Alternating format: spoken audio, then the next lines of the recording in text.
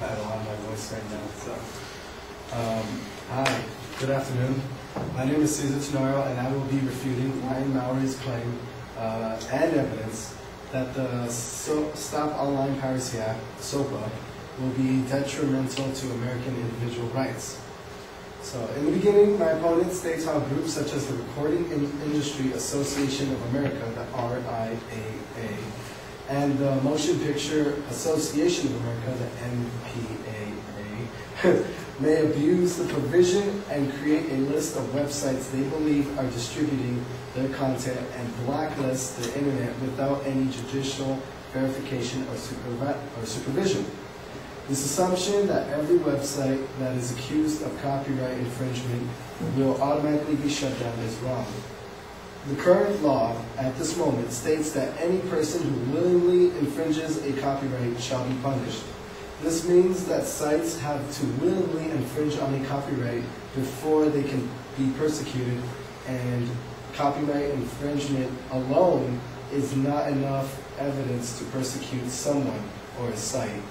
And what this basically means is that if a person made a logo and copyrighted it, and then someone that was oblivious to this fact drew the same logo and copyrighted it, they cannot persecute the second person because they did not willingly infringe on it. They did so out of mistake. So there will and there may be times like that on the internet. So my opponent, the idea that SOPA is basically already in existence. SOPA is just going to go off of this law already and just extends the punishment for this particular case of infringement. My opponent also mentions how the Digital Millennium Copyright Act, the DMCA, is already enacted and allows copyright holders to take down infringed content. This is true. The DMCA does allow people to take down content, but the thing is that's the only thing those people can do. They cannot take down a site that houses tons of infringed copyright material, such as Mega Upload, the Pirate Bay, Demonoid, and tons of other torrent sites. By the SOPA Act, the SOPA would allow the whole site to be persecuted because they house mainly just infringed copyright material. Another piece of support that is used is the supposed correlation on how the Patriot Act was reauthorized to allow permitted breaches of privacy is going to be the future of SOPA. To compare these two pieces of legislation is incorrect. The Patriot Act was created after events of 9/11 to ensure national security from future attacks. It is logical that as technology advances, our ways of investigating suspicious behavior for the national defense should advance as well. SOPA, on the other hand, deals with terminating the rogue sites that are infringing copyright material. SOPA is merely targeted to those that are in that narrow category. The idea of the press being censored in the future by SOPA is faulty because since it's their original content, and it has a copyright, it does not conflict with SOPA regulations. Lastly, my opponent claims how SOPA will demote individual creativity by using a quote from Larry Lessig, a professor of law at Harvard Law School. Although this professional opinion is extremely qualified for the topic at hand, a statement that Lessig openly made is a red flag for biasness and inadequacy. In the later part of his presentation, shortly after the quote used by my opponent, Lessig bluntly states, "I, as any good liberal," and then continues on with this presentation. By announcing his strong ties to a liberal mindset, the quote that was pulled is biased and follows an agenda.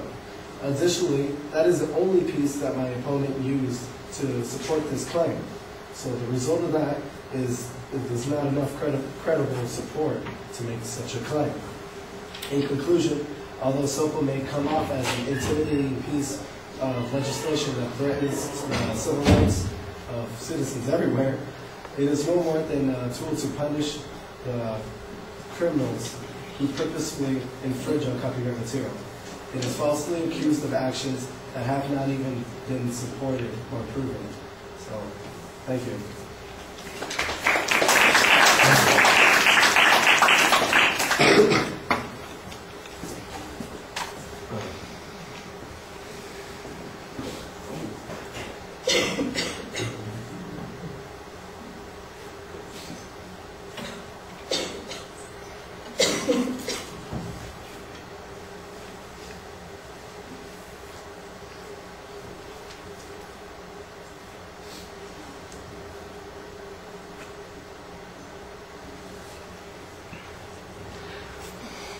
All right, I thought you did an okay job at the beginning identifying the claim and kind of trying to summarize what the argument or the clash was. I thought that that was an effective way of going about that.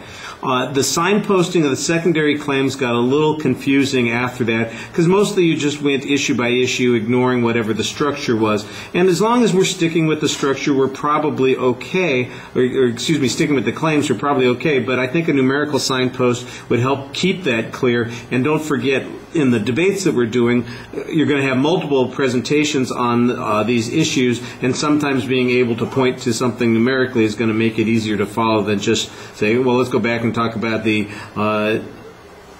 DMCA or DMRCA Act.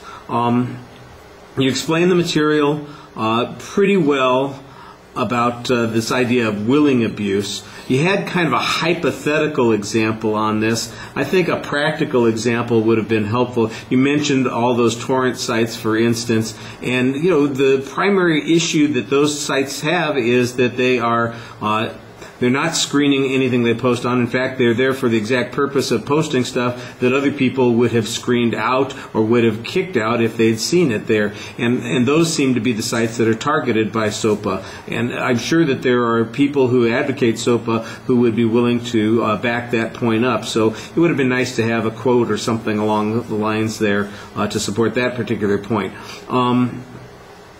The second point in arguing on the Patriot Act, I think you've got a reasonable challenge to the analogy that the advocate is talking about, that these are substantially different. And the truth of the matter is that original content can't be limited because it is original and it's copyrighted, so people can do whatever they want with it. If they have generated it, it's not a problem. And the notion that SOPA is going to stop that in some way seems to be a myth. I think the way you want to summarize this argument a little bit more is that there's a lot of hyperbole on it where people are overreacting. I'm not sure that the challenge that somebody identifies themselves as having a liberal mindset necessarily shows that they have some bias or inability to express a valid point of view on the subject.